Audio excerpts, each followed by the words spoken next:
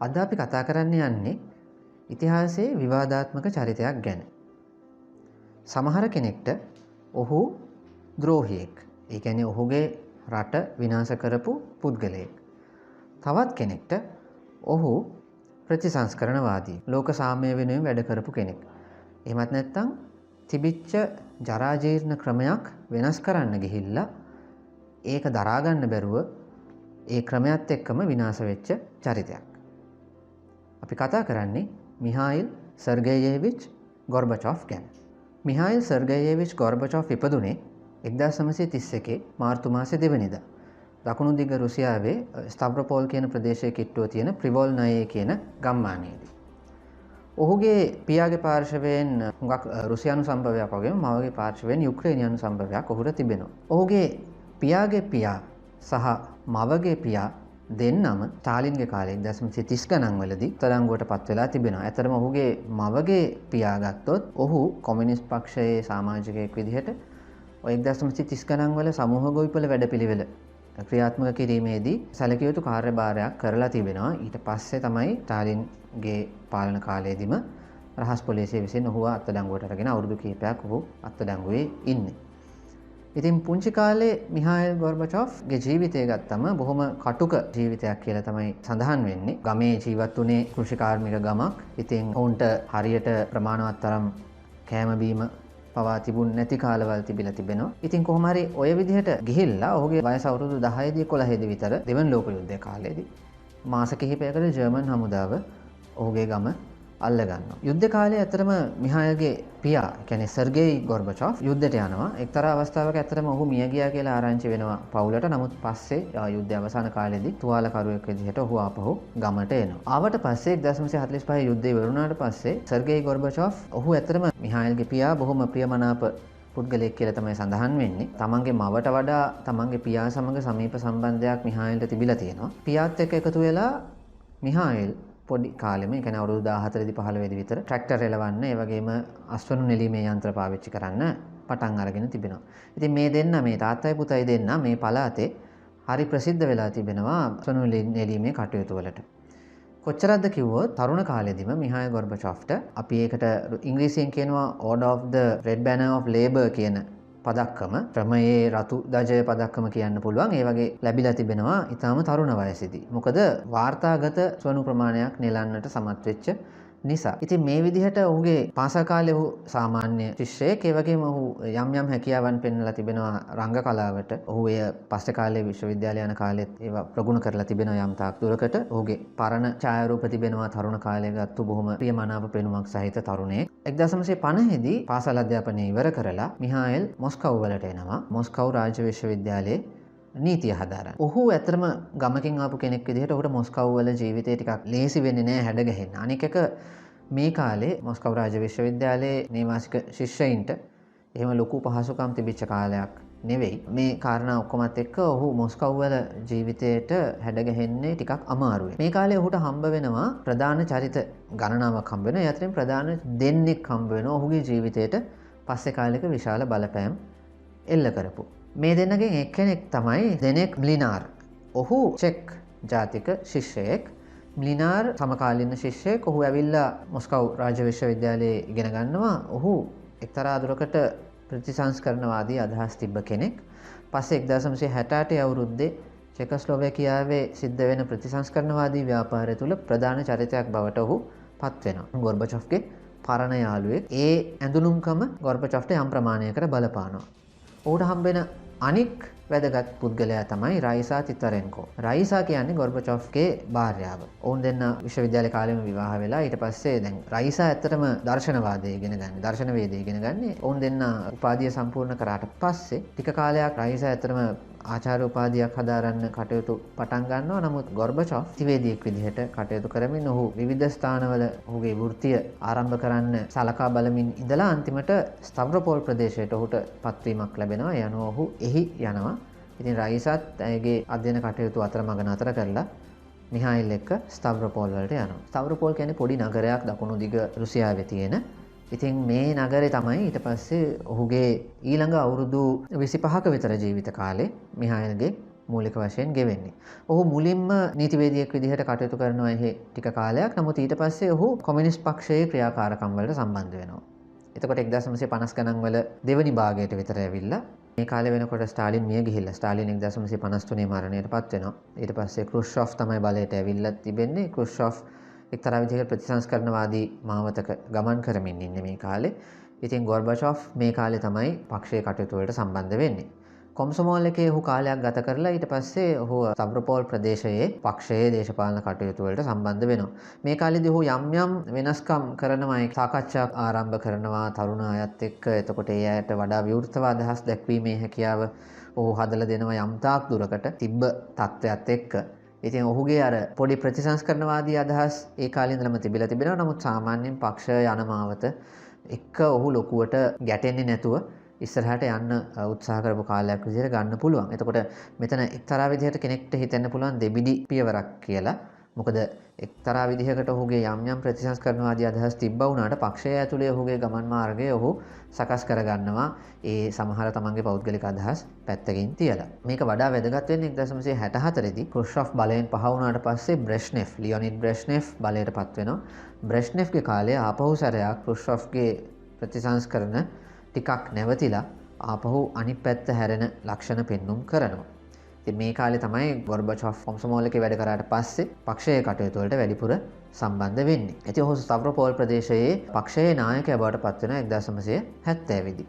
ඒ සමගම ඔහු ඒ තනතුර නිසාම සෝවියට් දේශයේ කොමියුනිස්ට් පක්ෂයේ මධ්‍යම කාරක සභාවේ සභිකයෙක් බවටත් පත් වෙනවා. ඊට පස්සේ ඔහු 1971 ඒ සභිකයෙක් ලෙස මධ්‍යම කාරක සභාවට පත් වෙනවා. මේ කාලේ ගෝර්බචොව් ගැන අවධානය යොමු වෙනවා තවත් කෙනෙක්ගේ 1970 ගණන් වල මැද භාගයට වෙනකොට. ඒ තමයි යූරි අන්ද්‍රොපොව්.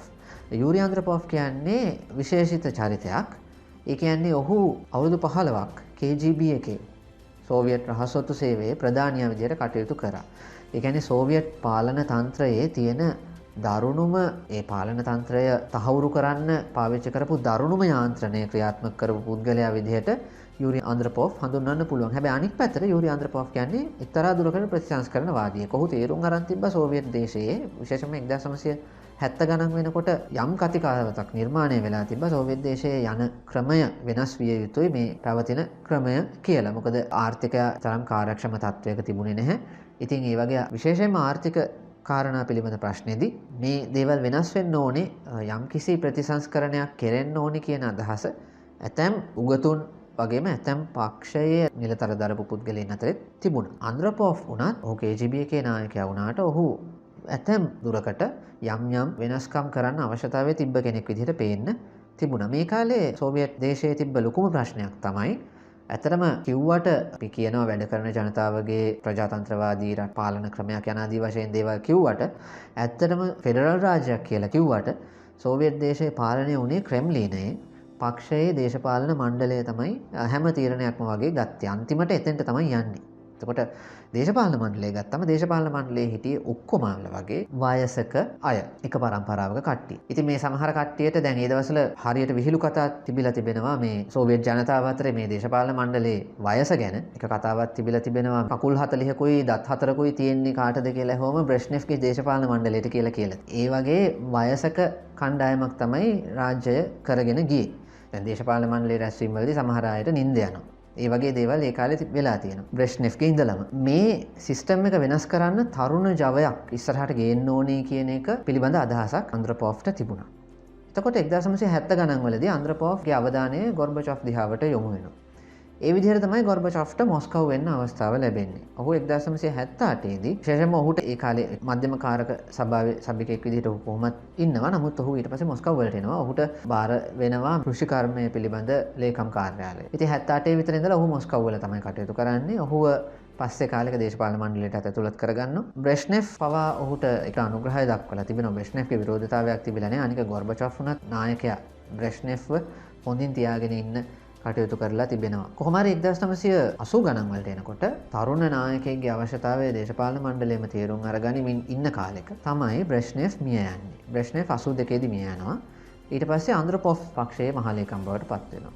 අන්ද්‍රොපොව් හැබැයි ලොකු වෙනස්කම් කරන්නේ නැහැ. ඔහු තනතුරු ටිකක් මාරු කරාට ලොකු වෙනස්කම් කරන්න වෙන්නේ. අනික ඔහු අවුරුදු 1කමාරක් විතර ඇතුළත මරණයට පත් වෙනවා. ඒ වෙලාවේ ගොර්බචොව් ඇත්තටම බලාපොරොත්තු වෙමින් ඉන්න ඔහුට ලැබෙයි කියලා පක්ෂයේ මහා ලේකම් ධූරය. නමුත් කොන්ස්ටන්ටින් චර්නෙන්කෝ කියන කෙනාට තමයි පුද්ගලයාට තමයි ඒක ලැබෙන්නේ. චර්නෙන්කෝ කියන්නේ ඒ දවස්වල දරුණු විදිහට රෝගීව හිටපු කෙනෙක්. ඇත්තටම ඔහුව පත් කරගත්තේ සමහර අයගේ අවශ්‍යතාවයට කියලා තමයි කියන්නේ. ඊට පස්සේ චර්නෙන්කෝ මිය යනවා 1985 මාර්තු මාසේ. මේ කාලේ මේ අවුරුදු කිහිපය තුළ විශේෂයෙන්ම 78 79 81 වගේ කාලවල වල විශේෂයෙන්ම දේශගුණික හේතුන් මත කාලගුණික දේශගුණික හේතුන් මත සෝවියට් දේශයේ කෘෂිකාර්මික නිෂ්පාදන අඩාල වෙනවා. දැන් ගොර්බචොව් නේ මේක බාරව ඉන්නේ. එතකොට ගොර්බචොව් දිහාවට යම් ප්‍රමාණයකට ඇඟිල්ල යොමු වෙනවා. නමුත් ඔහු කොහොම හරි ඔහුගේ තනතුර ආරක්ෂා කරගෙන ඉන්න සමත් වෙනවා. 85 අවුරුද්දේ මාර්තු මාසෙදී චර්නෙන්කෝ මිය ගියාම ගොර්බචොව්ට අවස්ථාව ලැබෙනවා නායකත්වයට එන්න.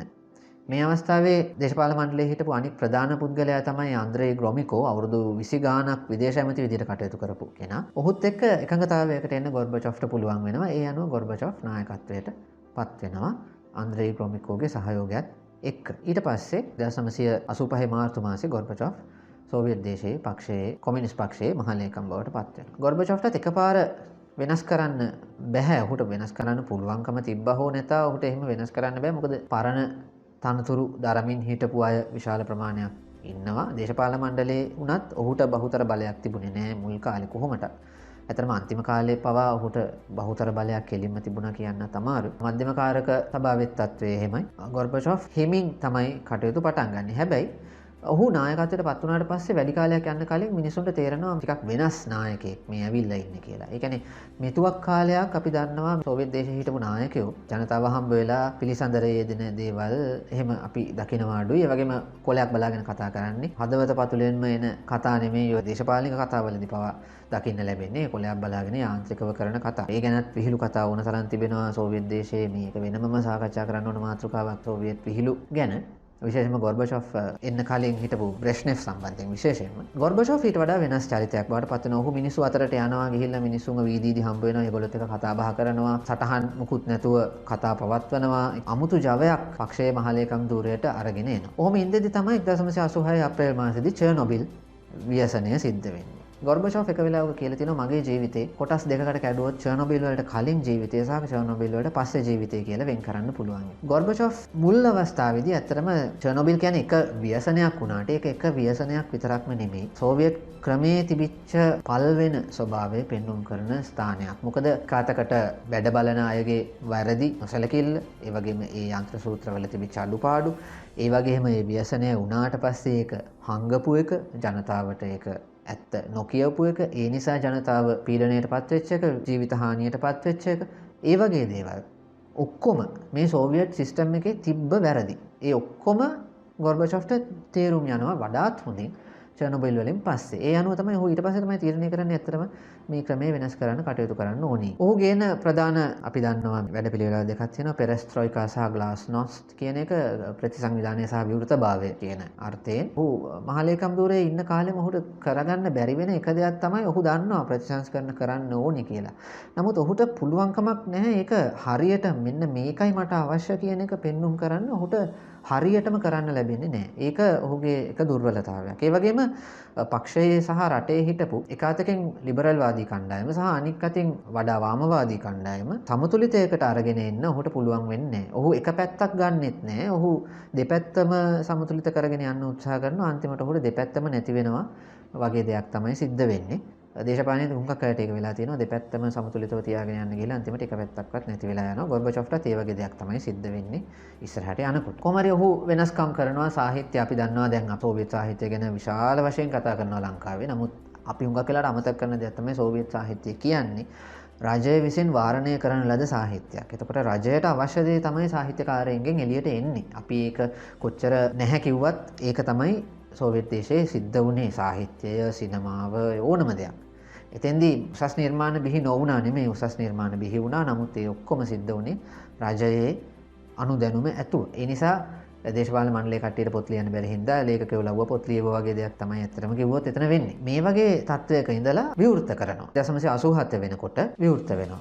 සිනමාව, සාහිත්‍යය වගේ හැම දෙයක්ම. මුලින්ම විවෘත වුණාට පස්සේ පළවෙච්ච පළවෙනිම ප්‍රධාන නවකතාව විදිහට සැලකෙන්නේ අනතෝලි රිබාකොෆ්ගේ අර්බත් දරුවෝ. අර්බත් දරුවෝ සෝවියට් දේශයේදී වාරණය වෙච්ච පොතක්. ඊට පස්සේ අර්බත් දරුවෝ එළියට එනවා 1987 දී. ඒ තුලින් විශාල ප්‍රබෝධයක් ඇති වෙනවා. සෝවියට් ක්‍රමයේ තියෙන වැරදි ගැන සාකච්ඡාවක් නිර්මාණය වෙනවා. ඊට පස්සේ ඒක දිගටම ඉස්සරහට ගමන් කරන්න පටන් ගන්නවා. දැන් මේ දේවල් දකිනකොට කාරණා කිහිපයක් සිද්ධ වෙනවා. එකක් තමයි සෝවියට් දේශය ගැන අපි හුඟක් දේවල් කිව්වා වුණාට ජාතීන් ගොඩක් එකතු වෙලා මේ ජාතීන් හරි සහෝදරත්වයෙන් ජීවත් වෙනවා යනාදී වශයෙන් කතා කියමින් හිටියට මේ ජාතීන් අතරේ කැකෑරෙන ප්‍රතිවිරෝධතා තියෙනවා. එකක් විතර නිදහස් වෙනකොට සීමාවල් මේ ප්‍රතිවිරෝධතාව ඉස්මතු වෙන්න පටන් ගන්නවා. මේ ළඟදිත් නගර්නෝ කාරබාක් සම්බන්ධයෙන් යුද්ධයක් සිද්ධ වුණා අසර්බයිජානය සහ ආමේනියාව අතර. නගර්නෝ කාරබාක් සිද්ධිය ආපහු එන්නෙත් ඔය කාලේ 1988 දී. ඒ වගේම තමයි බෝල්ටික් රටවල් ලිතුවේනියාව, ලැත්වියාව සහ එස්තෝනියාව කියන රටවල් තුන සෝවියට් ක්‍රමෙන් ටිකක් වෙනස් බටහිරට නැඹුරු ප්‍රවණතාවයක් තියෙන රටවල්. ඒගොල්ලෝ තමන්ගේ ස්වාධීනත්වය බලාපොරොත්තු වෙන්න පටන් ගන්නවා. එතකොට ගොර්බචොෆ්ට මේ ප්‍රශ්න निराකරණය කරගන්න වෙනවා. එකක් ආමේනියාව සහ අසර්බයිජානය අතර නගර්නෝ කාරබාක් සම්බන්ධයෙන් ඇති වෙන ප්‍රශ්නය. අනික් එක බෝල්ටික් රටවල් වල ඇති වෙන ප්‍රතිවිරෝධතාවය. එතකොට ඔහුට මේ දෙකම බැලන්ස් කරගෙන යන්න සිද්ධ වෙනවා. ඒ වෙලාවල් වලදීත් ඔහු බරපතල විදිහට බලය යොදන්න කැමති වෙන්නේ. සාකච්ඡාවෙන් ප්‍රශ්නේ විසඳ ගන්න තමයි උත්සාහ කරන්නේ. නමුත් සාකච්ඡාවෙන් ප්‍රශ්නේ විසඳ ගන්න තරම් බැරි තරමට වේගයෙන් මේ කාරණා ඉක්මනට ගෙවිගෙන යනවා. දැන් 1988 අගෝස්තු මාසේ 23 වෙනිදා ලිතුවියාව එස්තෝනියාව රටවල් තුනේ ජනතාව බෝල්ටික් දාමය කියලා දිග මිනිස් දම් වැලක් හදනවා ඒ රටවල් වල නිදහස බලාපොරොත්තු වෙන. එතකොට නගර්නෝ කාරබාක් පිළිබඳ ප්‍රශ්නයේදී අසර්බයිජාන් සහ ආමීනියන් ජනතාව අතරේ ගැටුම් ඇති වෙනවා. සමහරවිට ඝාතනයන් සිද්ධ වෙනවා. මිනිමැරුම් සිද්ධ වෙනවා. ඉතින් මේ වගේ කාරණාත් එක්ක අනිත් පැත්තෙන් ජෝර්ජියාව වගේ රටවල් වල ජාතිකවාදීන් නැගිටිනවා Tamanට නිදහස අවශ්‍යයි කියලා ප්‍රකාශ කරන්න පටන් ගන්නවා. දැන් මේ වගේ ප්‍රශ්න ගොඩක් නිර්මාණය වෙන්න පටන් ගන්නවා. ඔය අතරෙම අලුතෙන් මතුවෙනවා තවත් චරිතයක්. ඔහු තමයි බොරිස් එල්සින්. ඔහුත් ප්‍රතිසංස්කරණවාදී කඳවුරට නායකත්වය දෙන්න පටන් ගන්නවා රුසියාවේ. සෝවියට් දේශයේ තිබ්බ ප්‍රධානම සමූහාණ්ඩුව තමයි රුසියානු සමූහාණ්ඩුව. ඔහු රුසියානු සමූහාණ්ඩුවේ ප්‍රබලයා බවට පත් වෙන 1989 විතර වෙනකොට. ඔය කාලෙම නිදහස් මැතිවරණයක් පවත්වනවා ව්‍යවස්ථාදායකයෝ උදෙසා. කොමියුනිස්ට් පක්ෂයේ ප්‍රබලයෝ ප්‍රධාන ස්ථාන කිහිපයකදීම අන්ත පරාජයකට පත් වෙනවා. එතකොට ගොර්බචොෆ් උනත් තේරුම් ගන්නවා දැන් කොමියුනිස්ට් පක්ෂයේ කාලේ ඉවර වෙගෙනයි යන්නේ. නමුත් ගොර්බචොෆ් හැමදාම උත්සාහ කරේ සෝවියට් දේශය ආරක්ෂා කරන්න. සමහර වෙලාවට විවිධාකාර අදහස් ඒ පිළිබඳව තිබෙනවා. නමුත් ඔහු උත්සාහ කරේ සෝවියට් දේශය ආරක්ෂා කරන්න කියන එක අපිට ඉතිහාසයේ තියෙන කරුණුත් එක්ක කියන්න පුළුවන්. මේ කාලේ ඔහු ඔය ඇමරිකාවත් එක්ක සම්බන්ධ වෙලා විශේෂයෙන්ම රොනල්ඩ් රේගන් ජනාධිපතිවරයාත් එක්ක බොහොම සමීප සම්බන්ධතාවයක් ගොඩනගා ගන්නවා. නිරායුධකරණය වගේ දේවල් සම්බන්ධයෙන්. එතෙන්දී ගොර්බචොෆ්ගේ තර්කය තමයි යුද්ධ වියදම් අතිශයින් විශාලයි.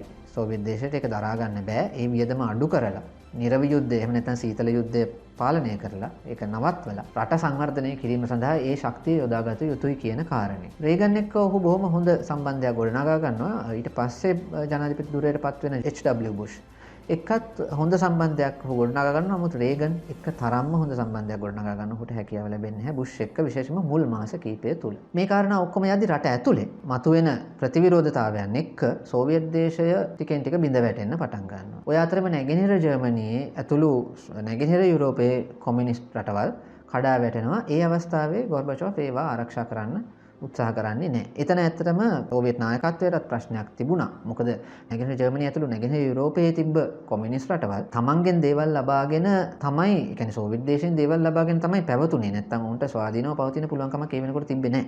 එතකොට සෝවියට් දේශයට මේගොල්ලෝ අතරම බරක් වෙලා තිබුණේ. ඔව් ගොර්බචොෆ් විතර නෙමෙයි වෙනත් නායකයින් පවා කියලා තියෙනවා. ඒ වගේම තව ප්‍රශ්නයක් තිබ්බා 1979 ඉඳන් දිග ඇදෙන ඇෆ්ගනිස්තානයේ තිබ්බ යුද්ධය. සෝවියට් හමුදා ඇෆ්ගනිස්තානයේ යුද්ධ කරන එක.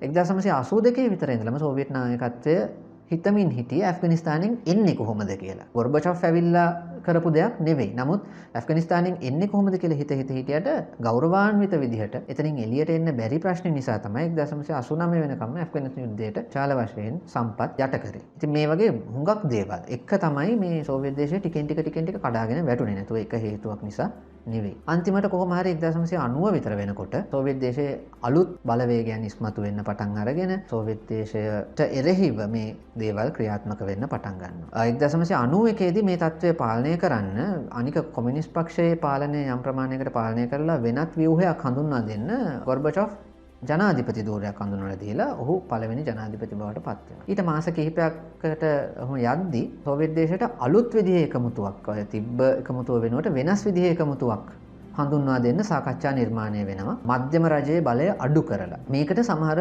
දැඩි මතධාරී කොමියුනිස්ට්වාදීන් කැමති වෙන්නේ. 1991 අගෝස්තු මාසයේ ඒ දැඩිමත්ධාරී කොමියුනිස්ට්වාදීන් ගොර්බචොෆ්ට විරුද්ධව කැරැල්ලක් ඇති කරනවා. මේ කණ්ඩායමට කියනවා 8 දෙනාගේ කල්ලිය කියලා. ගොර්බචොෆ් ඒ වෙනකොට ක්‍රිමියාවෙන් නිවාඩුවක් ගත කරන්න ගිහිල්ලා තියෙන. ගොර්බචොෆ් නිවාසාඩස්සියටපත් කරනවා. නමුත් ඔහු ඉල්ලා ආස් වෙන්න කැමති වෙන්නේ නැහැ.